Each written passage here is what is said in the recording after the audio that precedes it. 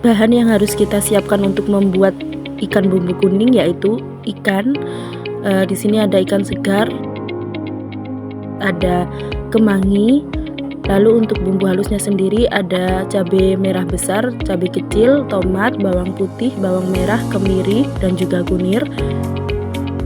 Lalu untuk bumbu tambahannya ada 2 buah serai, kemudian ada daun jeruk, dan kita akan tambahkan pete dan juga cabai rawit hijau. Selanjutnya ada gula merah, ada kecap, dan juga ada penyedap rasa. Di situ juga ada gula, lalu ada garam, dan ada mecin. Langkah pertama kita akan menggoreng ikannya terlebih dahulu. Masukkan minyak ke dalam penggorengan, jangan lupa nyalakan api, tunggu hingga panas, kemudian masukkan ikannya. Balik ikan supaya matang merata. Angkat ikan jika sudah matang dan lakukan sampai ikan selesai tergoreng semuanya. Setelah ikan tergoreng semuanya, langkah selanjutnya kita akan menghaluskan bumbu dengan menggunakan chopper. Potong-potong semua bumbu dan masukkan ke dalam chopper. Lalu tambahkan secukupnya air untuk mempermudah menghaluskan bumbu. Kita chopper bumbunya hingga bumbu halus. Lalu masukkan bumbu yang sudah halus tadi ke dalam wajan. Masak bumbu hingga matang hingga bumbu mengeluarkan minyak. Jangan lupa bumbu terus diaduk biar tidak gosong.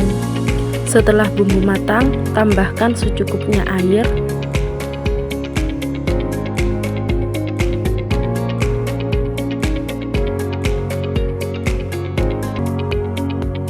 Tambahkan gula merah secukupnya. Tambahkan juga kecap manis secukupnya. Aduk hingga rata. Tambahkan penyedap rasa secukupnya, garam, gula, dan mecin seikhlasnya. Aduk lagi hingga rata.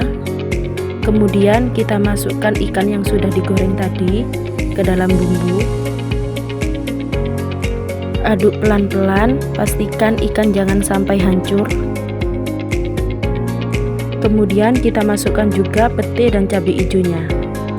Jika bumbu sudah meresap ke dalam ikan, selanjutnya kita masukkan kemangi.